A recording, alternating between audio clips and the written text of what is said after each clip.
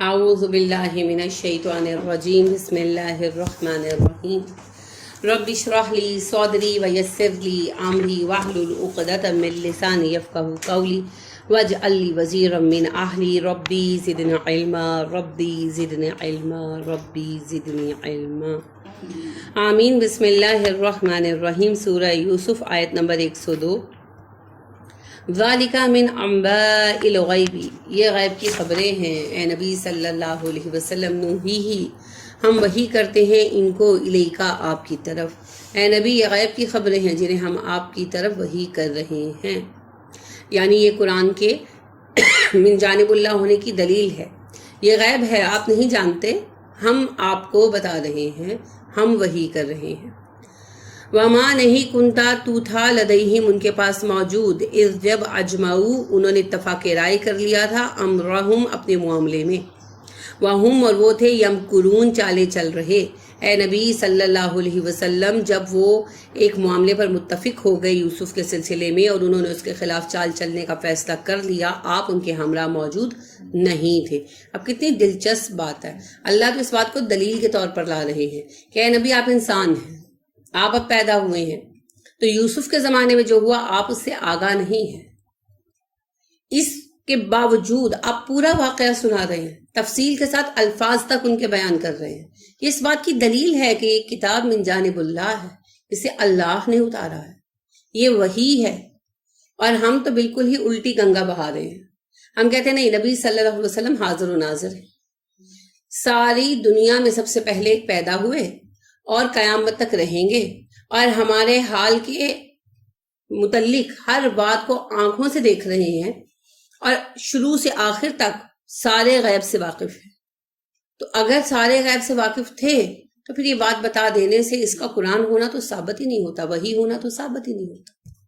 جو بات کفار قریش کو کہنی چاہیے تھی، بدقسمتی سے وہ ہم مسلمان کہتے ہیں۔ کتنی عجیب بات ہے۔ اور پھر جو اس بات کا رد کرتا ہے اور کہتا ہے کہ نہیں، نبی کریم صلی اللہ علیہ وسلم انسان تھے، تو کہتے ہیں یہ گستاخ رسول ہے۔ حالانکہ یہ نہیں جانتے یہ بے وقوف لوگ کہ جب یہ نبی صلی اللہ علیہ وسلم کو غیر انسان ثابت کرتے ہیں تو نبوت اور وحی کا مستقلاً انکار کر دیتے ہیں، کیونکہ نبوت کی شرط کیا ہے؟ بشریت۔ بشر نبی ہوا کرتے ہیں۔ اللہ نے خود کہا ہم نے جس بستی میں نبی بھیجا، انسانوں میں سے بھیجا، وہ مرد تھا۔ بشریت شرط ہے نبوت کی۔ فرشتے نبی نہیں ہو سکتے، جن نبی نہیں ہو سکتے، اور انسانوں میں عورت نبی نہیں ہو سکتی، صرف مرد انسان ہی نبی ہو سکتا ہے۔ لہذا بشریت نبوت کی شرط ہے۔ تو جب ہم کہتے ہیں بشر نہیں تھے تو ہم نبوت کے سارے فلسفے کو گرا دیتے ہیں، بالکل اسی طرح جس طرح عیسائیوں نے گرایا۔ پہلے کہنے لگے عیسیٰ انسان نہیں ہے، اب جب کہا انسان نہیں ہے تو پھنس گئے۔ پھر کیا ہیں؟ اللہ کے بیٹے ہیں۔ اچھا کیسے؟ کیا مریم سے شادی کی تھی؟ اب اور پھنس گئے، نہیں شادی تو نہیں کی تھی، پھر بیٹے کیسے ہو گئے؟ اب ایک اور کہانی گڑی بیٹھ کر اپنے علم کلام کو انسانی شکل میں پیدا کر دیا۔ دور ازکار باتیں جن کی نہ کوئی توجیہ ہو سکتی ہے نہ کوئی دلیل بن سکتی۔ ہم نے بھی وہی باتیں کی۔ اب ان باتوں کے نتیجے میں جب سوالات پیدا ہوتے ہیں تو پھر شرک کا ایک گٹھڑ کھل جاتا ہے، اور اسی بے وقوفانہ اور غیر مدلل بات کو لے کر ہم ہر ولی کو حاضر و ناظر ماننے پر بحث کرتے ہیں۔ اللہ خود کہہ رہے ہیں نبی آپ موجود نہیں تھے۔ اب اللہ کا بیان یک رخا ہوتا ہے، دو رخا کبھی بھی نہیں ہوتا۔ یہ معنی کسی صورت نہیں نکل سکتا کہ اللہ کہہ رہے ہیں آپ موجود نہیں تھے اور اس کا معنی یہ نکلتا ہو کہ آپ موجود بھی تھے۔ نہیں، آپ نہیں تھے۔ اور ساتھ ہی اللہ کہنے یہ غیب کی خبریں ہیں، ہم وہی کر رہے ہیں۔ کیا مطلب ہے؟ آپ غیب نہیں جانتے، ہم بتا رہے ہیں۔ We are informing you about it, میں بتا رہا ہوں، آپ کو نہیں پتا۔ یہ باتیں سکپ کر دیتے ہیں جب کسی کو سمجھا۔ نہیں جی، سکپ کیوں کرتے ہیں؟ قرآن نہیں پڑھتے؟ کب پڑھتے؟ کتنی آپ نے تبلیغی جماعت کے جلسوں میں دیکھا کہ قرآن پڑھا گیا؟ کتنا آپ نے جو ہماری یہاں دوسری بڑی مشہور جماعت ہے یہ دعوت اسلامی، اس میں آپ نے کتنا دیکھا قرآن پڑھا گیا؟ وہ تو آپ کو صاف منع کرتے ہیں، وہ کہتے ہیں قرآن مت پڑھیں، قرآن پڑھنے سے عقائد بگڑ جاتے ہیں، کیونکہ قرآن کے دو معنی ہیں، ایک عوام کے لیے، ایک خاص کے لیے۔ تو جو خاص والے معنی ہیں وہ آپ سمجھ نہیں پاتے تو آپ گمراہ ہو جاتے ہیں۔ جب ان سے پوچھا جائے آپ کی اس بات کی دلیل کیا ہے تو پھر آئیں بائیں شاید. یعنی یہ دو معنی آپ کو کس نے بتایا؟ یا تو نبی صلی اللہ علیہ وسلم نے کہا ہو نا, یا اللہ نے قرآن میں کہا ہو. آپ دیکھ رہے ہیں قرآن میں اللہ بار بار کہتے ہیں, بار بار کہتے ہیں اے انسانوں ہم نے تمہارے لیے قرآن اتارا ہے, اس پر غور و فکر کرو. عام انسانوں سے خطاب ہے. پھر انہوں نے اپنا نام دعوت اسلامی کیوں رکھا ہے؟ وہ تو بیس ہی اس کو قرآن کو رکھتے ہیں. کون؟ یہ دعوت اسلامی نہیں بیچ سکتے. کہاں بیچ سکتے؟ کہاں دیکھا ہے آپ نے؟ مدرسے میں قرآن پڑھایا جاتا ہے. وہ تو حکمن منع کرتے ہیں, وہ حکمن منع کرتے ہیں قرآن کے ترجمہ و تفسیر سے. آپ کو کس نے کہا؟ میں نے خود ان کے ساتھ سال بھر کام کیا اور اسی بنیاد پر چھوڑا. میرے زمانہ طالب علمی کی بات ہے. وہ تو حکمن منع کرتے ہیں. صرف احکام کی کچھ آیتیں جیسے وضو کے متعلق ہیں یا جو ہے طلاق کے متعلق ہیں, تو احکام میں جب آتی ہیں تو وہ اس کو ڈسکس کر لیتے ہیں, دیٹس آل. قرآن کے ترجمہ و تفسیر کو تو وہ حکمن منع کرتے ہیں, ایون اپنے اسٹوڈنٹس کو منع کرتے ہیں کہ نہیں پڑھنی ہے آپ نے. آپ کو کس نے کہا؟ بالکل. وہ کہتے ہیں بس آپ وہ کتابیں پڑھیں گے جو دعوت اسلامی کے علماء کی تحریر کردہ ہیں, بس آپ انہی کو پڑھیں, آپ کے لیے وہی کافی ہے. آپ اللہ کی کتاب نہیں پڑھیں گے, کتاب اللہ نہیں پڑھیں گے. اور جواب آپ پوچھیں تو کہتے ہیں آپ سمجھ نہیں سکتے, کیونکہ اس کے خاص کے معنی آپ کی سمجھ میں نہیں آئیں گے اور آپ گمراہ ہو جائیں گے. اور جب آپ یہ سوال مانگتے ہیں کہ یہ خاص کے معنی کہاں سے ثابت ہوتے ہیں, کہ کوئی خاص کے معنی ہیں, کوئی عوام کے معنی ہیں, تو پھر کوئی جواب نہیں. پھر وہ آئیں بائیں شائیں, پھر وہ پیر کی پیروی اور وہ سب شروع ہو جاتا ہے جس کی خود کوئی دلیل نہیں. تو جتنی بھی تحریکیں چل رہی ہیں کسی کا قرآن پر فوکس نہیں. طاہر القادری صاحب کی ایون جو یہ ہے منہاج القرآن, قرآن کے حفظ ضرور کروا دیں, ترجمہ و تفسیر تو کہیں نہیں ہو رہا, کہیں بھی نہیں ہو رہا. ترجمہ و تفسیر کرانے والی 2-3 لوگ ہیں. ایک اسرار صاحب کی جو ہے تنظیم اسلامی, وہ اس پر بڑا فوکس کرتی ہے, اور ان کے ساتھ مودود چند لوگ ہیں کیونکہ محنت لگتی ہے نا. اور مولانا مودودی کی جو ہے جماعت اسلامی, اس کا سیٹ اپ اب سیاسی ہو گیا ہے. جب وہ صحیح بنیادوں پر کام کر رہی تھی تو وہ پڑھا رہے تھے قرآن, مگر اب تو خیر وہ بھی آئی گئی بات ہو گئی. اب وہ بھی جو ہیں صرف سیاسی مقاصد کے لیے قرآن کو استعمال کرتے ہیں, لہٰذا وہ بھی آؤٹ ہو گئی. تو اس کے علاوہ الفوظ اکیڈمی والے ہیں اسلام آباد, چھوٹا سا ان کا بھی سیٹ اپ ہے, مگر وہ بھی قرآن کے ترجمہ و تفسیر میں بات کر رہے ہیں. قرآن آسان تحریک والے بڑی کوشش کر رہے ہیں. ڈاکٹر فرد صاحبہ نے پاکستان میں بڑی کوشش کی ہے قرآن کو عام کرنے کے لیے. النور والے ہیں وہ کوشش کر رہے ہیں. تو یہ چند سیٹ اپس ہیں جو آپ کوشش کر رہے ہیں. لیکن جو بڑی بڑی تحریکیں ہیں جن کے ساتھ ہزاروں نہیں لاکھوں میں تعداد میں لوگ ہیں, ان میں سے کوئی بھی قرآن نہیں پڑھا. تو اس لیے اسکپ کرنے کی ضرورت ہی پیش نہیں آتی. پڑھیں گے تو آیت سامنے آئے گی تو سوال اٹھے گا. اور یہ ایک بار نہیں ہے, یہ آیت کئی بار آئی. یہ آپ نے آل عمران میں بھی پڑھا ہے, جب حضرت مریم والا قصہ بیان ہو رہا تھا تب بھی اللہ نے کہا کہ اے نبی صلی اللہ علیہ وسلم آپ موجود نہیں تھے جب وہ کلمے پانی میں ڈال رہے تھے, جب آپس میں جھگڑ رہے تھے, آپ موجود نہیں تھے, ہم آپ کو بتا دیں کیا ہوا تھا.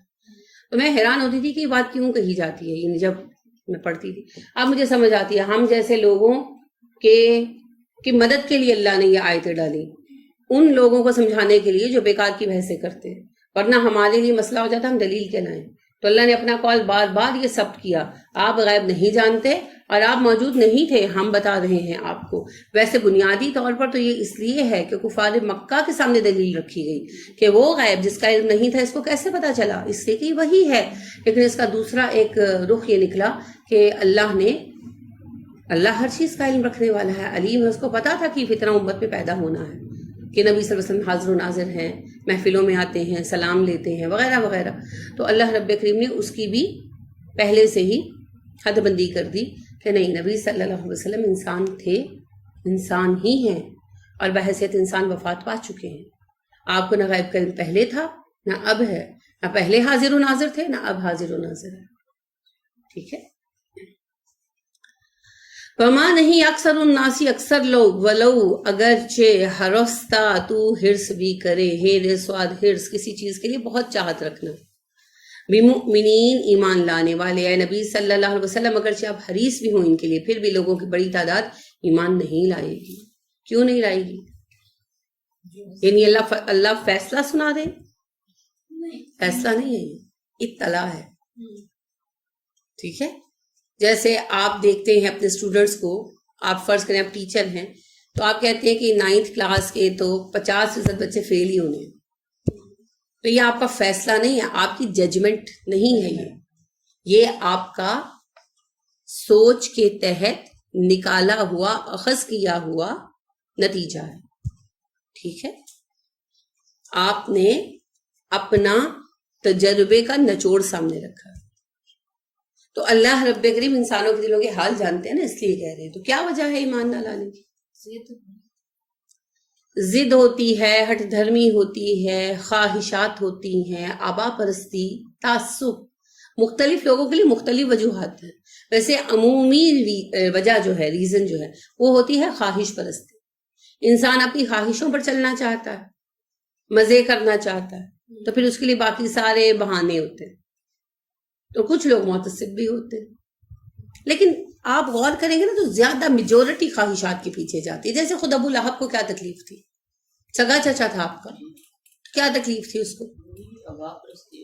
ابا پرستی بھی نہیں تھی، اس کو کسی دین سے لگاؤ نہیں تھا، خواہش پرستی. اس کے کسینوں چلتے تھے، جوئے خانے، جہاں جسم فروشی بھی ہوتی تھی اور شرابیں بھی بیچی جاتی تھیں اور جوئے بھی چلتے تھے. اب آپ صلی اللہ علیہ وسلم تو آغاز سے بتا رہے تھے نا، جسم فروشی حرام ہے، اریانی منع ہے، فحاشی منع ہے، شراب مت پیو. حرمت نہیں تھی مگر بتایا جا رہا تھا نا، حرمت بعد میں آئی.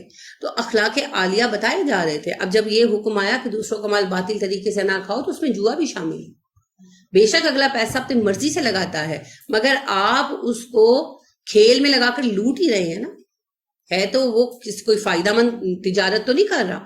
یعنی کہ دیکھیں، میں نے جوڑا خریدا اور پیسے دیے، یہ تو ایک کاروبار ہے. اگلا مجھ سے اس پر منافع ملے گا اپنے کام کا، لیکن مجھے بھی تو بدلے میں کچھ ملا. جوئے میں مجھے کیا ملا؟ کچھ بھی نہیں. تو یہ بھی ناجائز ہے، بے شک اگلا اپنی مرضی سے پیسے لگا رہا ہے. اسی طرح جسم فروشی کے لیے لوگوں کو مواقع دینا، یہ بھی در حقیقت ان کے ناجائز طریقے سے پیسے ہتھیانا. بے شک اس کے بدلے میں وقتی پلائر مل رہا ہے، مگر جو گناہ گاری اور جو فزیکل ان کو تھریٹس آ رہے ہیں وہ سب علیحدہ ہیں. جو ان کی خاندانی زندگی متاثر ہوگی وہ علیحدہ ہے. نہ ہم ان کے سامنے یہ چوائسز رکھیں، نہ وہ بگاڑ کا شکار. وہ تو ہوگا. میں ایک فرد کے حق میں بات کر رہی ہوں جو پیسہ دے رہا ہے، اس کا پیسہ ہم باطل طریقے سے ہی لیں گے اگر ہم اس کو اس طرح بھی لوٹتے ہیں تو ٹھیک ہے. تو لہٰذا آپ صلی اللہ علیہ وسلم یہ تعلیمات اسی وقت سے دے رہے تھے. اب سب سے پہلے اس کی ذات کس پر آنی تھی؟ ابو لہب پر آنی تھی. اس کے سینے بند کرنے پڑتے، تو وہ تو ویلیاں کھانے کا عادی تھا، چکلے چلا کر. یہی خواہشات تھیں جس نے ابو لہب کو اپنے خلاف کھڑا کیا. باقی آبا پرستی وغیرہ بعد میں آتی ہے. سب سے پہلے نفس کا آرام، جس کے یہ لوگ آتی تھے. اب جس نے خود عورتیں رکھی ہوئی تھی دوسروں کے لیے، وہ خود کوئی پاک دامن رہا ہوگا، تو وہ پھر سارے عیش مارے جاتے نا. تو عیش اسلام پرستی کی راہ میں، اللہ پرستی کی راہ میں بہت بڑی رکاوٹ ہے. عیش پرستی، زندگی کو آرام سے گزارنا. نماز ہی لے لیں آپ، عیش پرستی کو روند کر اٹھنا پڑتا ہے نا. یعنی جیسے آج کل کمروں میں اے سی چل رہے ہیں، اب بچے سو رہے ہیں یا اور کچھ ایسا ہے، تو آپ کو باہر آ کے نماز پڑھنی پڑتی ہے. تو جب آپ اے سی سے نکلتے ہیں نا، اس وقت بہت گرمی محسوس ہوتی ہے. تو نماز اور پورا مجاہدہ ہوتا ہے. اور سردی میں لحاف سے نکلنا ہے نا. تو جو اٹھ گیا وہ پاس ہو گیا، کیونکہ محبت اٹھاتی ہے. محبت اٹھاتی ہے اور کچھ نہیں اٹھا سکتا. ایون فرض بھی نہیں بعض اوقات اٹھا سکتا. ٹیچر میرا خیال ہے اللہ کا خوف ہی یا نماز ہی جو بندے کو اٹھاتی ہے، ورنہ کوئی چیز نہیں اٹھا سکتی. حقیقت ہے یہ. میں اس کو یوں سمجھتی ہوں کہ جیسے آپ دیکھیں، آپ مزے سے سو رہے ہیں اور ایون آپ کا شوہر آپ کو اٹھائے، فرض ہے نا اس کی طرف ہمارا، تو ہم کہتے ہیں اٹھوں گی تو دیکھوں گی. لیکن اگر آپ کا بچہ روئے تو بھاگتے ہیں آپ، ہے نا، ننگے پیر. اس وقت یہ بھی یاد نہیں ہوتا ٹھنڈ ہے، ٹھنڈ لگ رہی ہے، اوپر کوئی چادر لے لوں. اچھا میاں کہتا رہ جاتا ہے چادر تو لے کر جاؤ، باہر ٹھنڈ ہے. کوئی ہوش نہیں ہوتا. پہلے جا کر دیکھو میرا بچہ چیخا کیوں، چاہے وہ بچہ جوان ہی کیوں نہ ہو. اس وقت کوئی ہوش نہیں ہوتا. محبت. تو اللہ پرستی اور عیش پرستی باہم نہیں رہ سکتے کسی صورت میں. جیسے ایک میان میں دو تلواریں نہیں رہ سکتی، اسی طرح اللہ پرستی اور عیش پرستی ایک دل میں نہیں رہ سکتی. تو عیش پرستی سب سے بڑی وجہ ہے. ویسے اس کے علاوہ آبا پرستی بھی ہے، تعصب بھی ہے، نسلی تعصب. جیسے ابو جہل کو کس نے روکا؟ وہ تو تاجر تھا. نسلی تعصب، میں اموی یہ ہاشمی، میں ایمان نہیں لاؤں گا. پھر آپ دیکھیں آبا پرستی، ابو طالب کو روکا. بڑی مثالیں ہیں ہمارے لیے، یعنی مین ایگزامپلس ہیں. ابو طالب کو آبا پرستی نے روکا. ورنہ نیک فطرت آدمی تھے، پلٹ آتے. تو میں کہتی ہوں اگر پلٹ آتے تو ابو بکر صدیق بھی پیچھے رہ جاتے. اس قدر کام کیا تھا ابو طالب نے. لیکن انما الاعمال بالنیات، اگر وہ نبی کی خدمت کے لیے کام کرتے تو ان جیسا کوئی نہ ہو پاتا. بدقسمتی سے انہوں نے اپنے بھتیجے کے لیے کام کیا، نبی کے لیے نہیں کیا. کتنی حسرت ہے نا. عاملۃ ناصبہ، وہ چہرے جو عمل کر کر کے تھکے ہوئے ہوں گے. یہ ہیں وہ چہرے. اللہ نہ کرے ہماری نیت خراب ہو. میں یہاں بیٹھ کر پڑھاتی ہوں، اللہ سے اجر کی توقع ہے. اگر میری نیت خدا نہ خواستہ کسی لمحے میں یہ ہو جائے کبھی پتہ چلے میرے پاس کتنا علم ہے، تو پھر ہوگا عاملۃ ناصبہ، تھکا ہوا چہرہ کام کر کر کے، مگر کچھ نہیں ملے. تو انما الاعمال بالنیات، نیت کی درستگی بہت ضروری، بہت زیادہ. کوشش بھی کرنی چاہیے اور دعا بھی کرنی چاہیے. اخلاص کثرت سے مانگے اللہ سے. جسے اخلاص مل گیا بڑی اہم چیز ہے. سعید بن مسیب رحمۃ اللہ تعالیٰ علیہ تابعین میں سے ہیں، ابو ہریرہ کے اسٹوڈنٹ ہیں، بہت بڑے محدث ہیں اور عالم ہیں. تو ان سے ایک صاحب نے سوال کیا کہ سعید آپ رات میں کتنی نماز پڑھتے؟ تو ان کا موڈ آف ہو گیا. انہوں نے کہا اللہ کی قسم تمہیں بتا کر ایک رکعت نماز پڑھنے سے محبوب مجھے یہ ہے میں رات کو سویا رہوں، کہ میں تمہیں کیوں بتاؤں میں تنہائی میں کیا عبادت کرتی ہوں. Why should I tell you? دکھاوا ہو جاتا ہے نا، دکھاوے کا خدشہ ساتھ ہوتا ہے. اور نبی اکرم صلی اللہ علیہ وسلم نے عبد الرحمن سے کہا، ایک مرتبہ آپ مسجد میں تو عبد الرحمن نماز پڑھ رہے تھے. آپ نے کہا آپ کون سی نماز پڑھ رہے ہیں؟ عبد الرحمن بن عوف جو ہے، انہوں نے کہا جی میں ویسے ہی نفل نماز پڑھا. آپ نے کہا بہت اچھا ہوتا عبد الرحمن آپ اپنے گھر میں پڑھتے. بس اتنا ہی کہا. اب وہ مزاج شناس تھے نا، جان گئے. تو اس کے بعد اپنے گھر میں بھی پڑھتے تھے نا تو آگے پردہ لٹکا لیتے تھے کہ کوئی آیا گیا. ایون گھر والے یہ کہ ابا جی ہر وقت نماز ہی پڑھتے رہتے ہیں نہ سوچیں، آگے پردہ ڈال لیتے تھے. اس قدر پھر انہوں نے اپنی نماز کی حفاظت کی.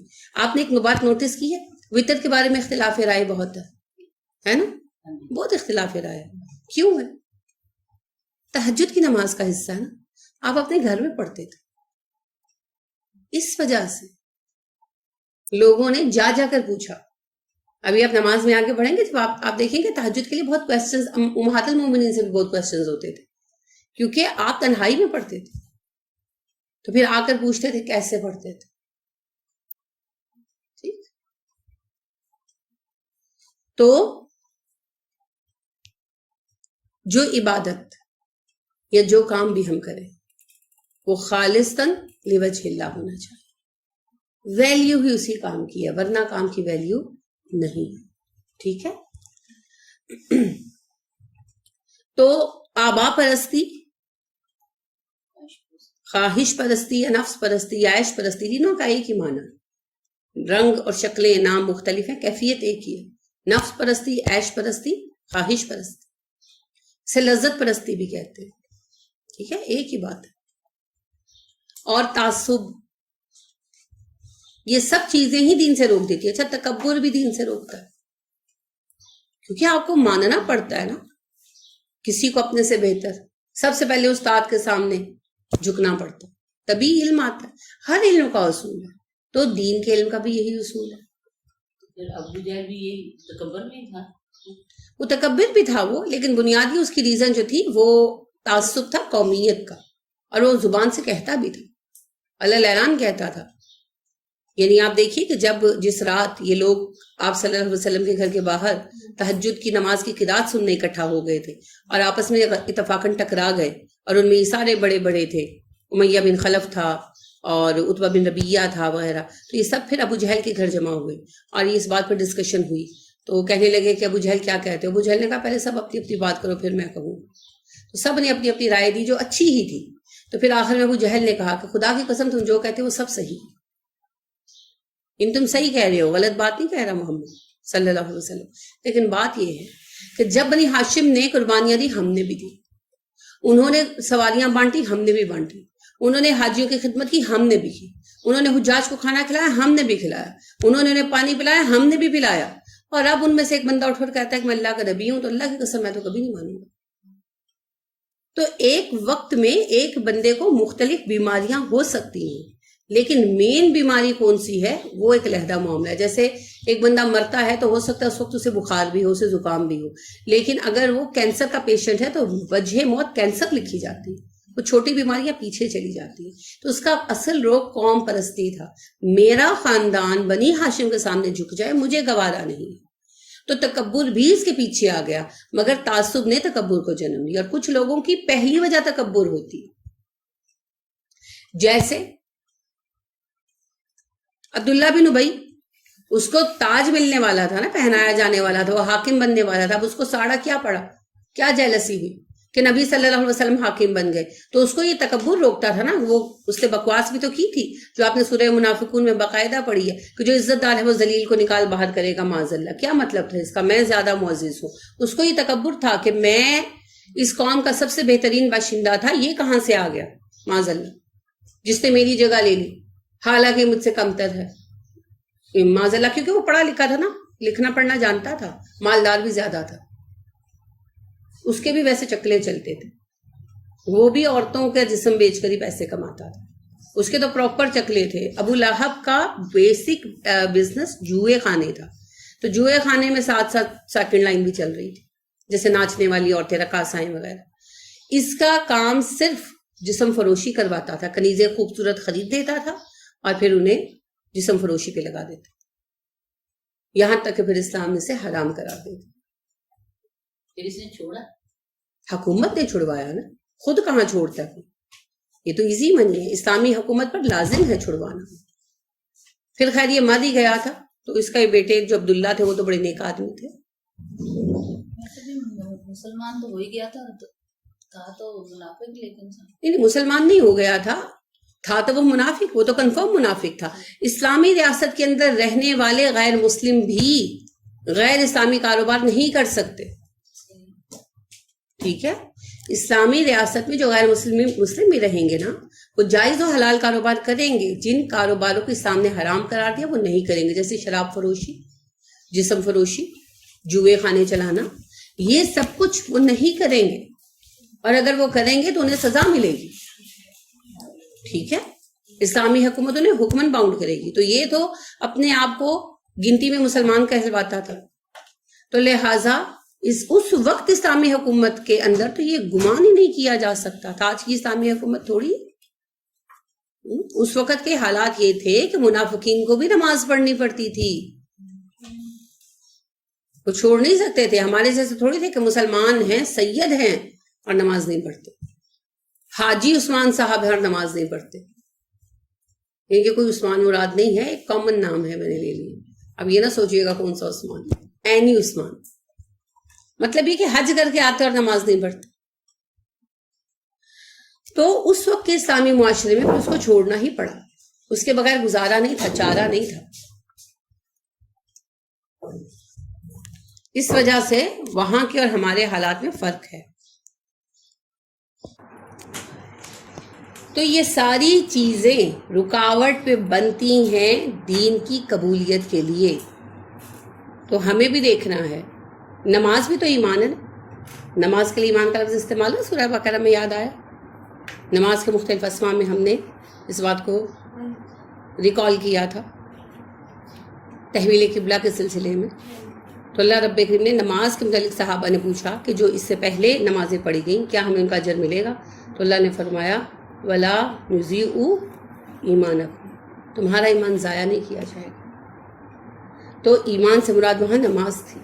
تو اگر ہم نماز نہیں پڑھ پا رہے تو کہیں نہ کہیں ہمارے اندر کوئی نہ کوئی مسئلہ ہے. اور ہمارا ویسے نارمل مسئلہ جو ہے نا وہ عیش پرستی ہوا کرتا ہے. ٹھیک ہے، تو اگر ہم اس رکاوٹ کو عبور کر لیں تو نماز کی توفیق بھی ہو جائے گی انشاءاللہ.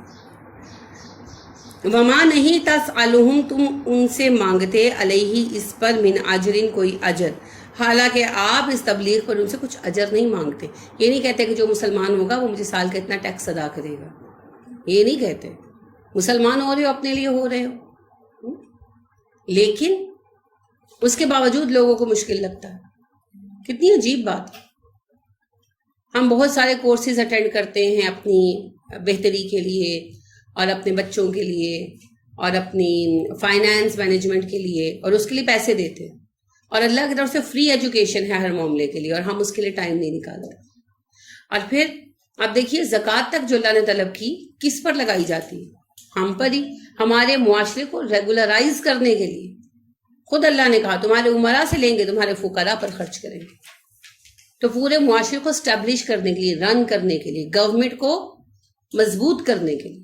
اب دیکھیں ہمارے یہاں مسلسل گورنمنٹس کو جو ایک مسئلہ ہے لوٹ پاٹ کا، وہ تو ہے ہی ہے نا. اس کے علاوہ ایک بڑا مسئلہ ہے، جینونلی ہے، اور وہ یہ ہے کہ حکومت کا کوئی سالڈ سورس آف انکم نہیں ہے. ٹیکس جمع نہیں کیے جاتے کیونکہ خود نہیں نہ دیتے تھے، پھر عوام سے بھی نہیں لیتے تھے، ایسے ہی ہوتا ہے.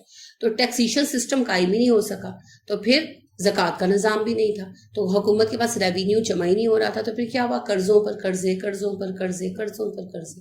یہ ایسے ہی ہوتا ہے. مثال اس کی کہ جیسے کسی گھر کے لوگ اچھا کماتے ہو، مگر تلی میں آیا گلی میں کھایا، ہر کوئی اپنا پیسہ اڑا دے، اور گھر کے بل دینے کے لیے اور کرایہ ادا کرنے کے لیے قرض لیے جائیں. ہمارا اور ہمارے حکمرانوں کا یہی حال رہا. ہم لوگوں نے جتنا کمایا عوام نے بھی کھا لیا، حکمرانوں نے تو خیر بہت ہی کھایا. اب ادائیگیوں کے لیے قرضے لیے، پھر قرضوں میں سے بھی عیش کی. تو یہ حال ہمارا جو آج ہے، نہ پانی ہے، نہ بجلی ہے، نہ کھانے کو پراپر میسر ہے. اللہ کی اتنی نعمتیں ہیں پاکستان میں، ہمارے لیے افورڈیبلٹی ختم ہوتی جا رہی ہے اکثریت کے لیے. تو اس میں حکومتوں کے جو مسائل ہیں سب ہیں. کیوں ہیں؟ کیونکہ ہم نے اللہ کے نظام کو اختیار نہیں کیا. تو اللہ نے جو زکوٰۃ، صدقات، فطرانے کا سسٹم بنایا، وہ بھی ہمارے نظام کو چلانے کے لیے بنایا، اپنی ذات کے لیے نہیں بنایا. تو کوئی مسلمان ہوتا ہے تو اللہ اسے کچھ دیتے نہیں ہیں، بلکہ پلٹا کر دیتے ہیں. دنیا میں تو ہم نے اپنے ذرائع کے ساتھ جینا ہے نا، دنیا دارالاسباب ہے. تو اس دنیا کے اندر رہنے کے لیے کیا بہترین اسٹریٹجی ہے جسے اختیار کرے، طریقہ کار ہے جسے اختیار کرے، تاکہ ہم دنیا میں ہر معاملے میں سرخرو ہوں. بچے کس طرح پالیں، شادیاں کس طرح نبھائیں، گھر کس طرح چلائیں، ملک کس طرح چلائیں، تاکہ کل کو ذلیل نہ ہو، جوتے نہ کھانے پڑیں دنیا میں بھی اور آخرت میں بھی. وہ سارا طریقہ ہمارے رب نے ہمیں سکھا دیا. مسئلہ یہ ہے کہ ہم تو قرآن پڑھتے ہیں ثواب کے لیے، ہدایت کے لیے پڑھتے تھوڑی. پڑھیں تو اس میں سے نتیجے نکلیں گے نا.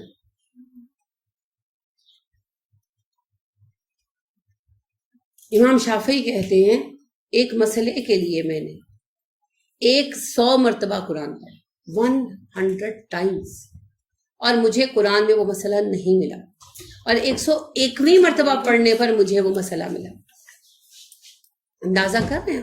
یعنی اتنی کوشش کی انہوں نے، اور انہیں یقین تھا کہ حل مل جائے گا. فوری نہیں ملا. کوئی نہ کوئی ایسا مسئلہ ہوگا نا جس کا حل غور و فکر سے نکلا ہوگا، ڈائریکٹ نہیں ہوگا. ڈائریکٹ ہوتا تو نظر آ جاتا ہوں. اور ہم کہتے ہیں لے میں تے ویکھیا، میں تے پڑھیا، میں تے نہیں ملیا، میں تے فلانی کتاب ہی ویکھ لی. تو قرآن ضابطۂ حیات ہے، اس کو مکالمہ نہیں رکھنا، اس کو نظریہ بنانا ہے، عقیدہ بنانا ہے، پھر اس پر زندگیاں کھڑی کرنی ہے. مجھے بہت اچھا لگا ابھی جو میں آپ سے درس کا ذکر کر رہی تھی، تو بچیاں تھی، ساری یوتھ تھی ماشاءاللہ، اور ایک بچی ڈاکٹر ہے ماشاءاللہ. تو اس نے مجھ سے سوال کیا، اس کا بھی بچہ ہوا ہے، 2-3 ماہ کا ہے. تو اس نے، میں نے بیچ میں ایک بات یہ کہی کہ نبی کریم صلی اللہ علیہ وسلم کی زندگی ہمارا رول ماڈل ہے، ہر کسی کے لیے اس کے اندر نمونہ موجود ہے. تو بعد میں وہ بچی مجھے کہنے لگی کہ آپ نے ایسا کہا ہے تو کیا پیرنٹنگ کے لیے بھی ہے؟ میں نے کہا obviously ہے، پیرنٹنگ تو بیسک کام ہے. تو کہنے لگی پھر مجھے آپ اس کے متعلق بکس بتائیں، کیونکہ میں اپنے بچے کی تربیت جو ہے صحیح بنیادوں پر کرنا چاہتی ہوں. تو آپ دیکھیں کہ کتنی عمدہ سوچ ہے، کتنا صحیح فہم ہے، اور کتنی جلدی اس بچی نے بات کو کوپ کیا ہے. ذرا نم ہو تو یہ مٹی بڑی زرخیز ہے ساتھ. تو تلاش کریں گے تو راستے ملیں گے نا، کچھ چیز سمجھ آئے گی آپ کو. اچھا یہ بھی ایک دلچسپ بات بتاؤں، اردو میں آپ کو بچوں کی تربیت پر بہت کم لٹریچر ملے گا، اور جو ملے گا وہ بھی آلموسٹ آدھا ادھورا ملے گا. لیکن جب اس کا شوق ہوگا، طلب ہوگی، کوشش ہوگی، تبھی اس کے متعلق آپ کو نتیجہ بھی ملے گا نا. سپلائی اینڈ ڈیمانڈ کا اصول چلتا ہے نا، جب ڈیمانڈ بڑھے گی تو سپلائی آئے گی. لہٰذا سوچ اور فکر پیدا تو ہوئی، کسی نے کہا تو صحیح. تو لہٰذا اللہ رب کریم کہتے ہیں آپ اس پر بدلہ نہیں مانگ رہے، پھر بھی لوگ اس کے لیے تیار. کیوں تیار نہیں ہیں؟ کیونکہ پتہ ہی نہیں ہے کیا چیز دی جا رہی ہے نا. اچھا آپ کو فری کوئی چیز بانٹ رہا ہو تو آپ کیوں نہیں لیتے؟ ریزنز بتائیں. آپ باہر نکلے تو کوئی آپ کو کہتا ہے کہ یہ شہد ہے، میں فری بانٹ رہا ہوں، شہد کی بوتل آپ کو دے اور کہے یہ میں فری بانٹ رہا ہوں، لے لیں تو آپ کیوں نہیں لیں گے؟ لیں گے کہ نہیں لیں گے؟ پہلا کوشچن نہیں لیں گے. کیوں نہیں لیں گے؟ وجہ فری میں کون دیتا ہے؟ کچھ بھی ہو سکتا ہے. شک ہے. اور کوئی ریزن ہو سکتی ہے؟ شک ہی ہوتا ہے. اس کو کیا ہے؟ جو میں بانٹ یہ کیوں میرے پیچھے پڑا ہے؟ شک.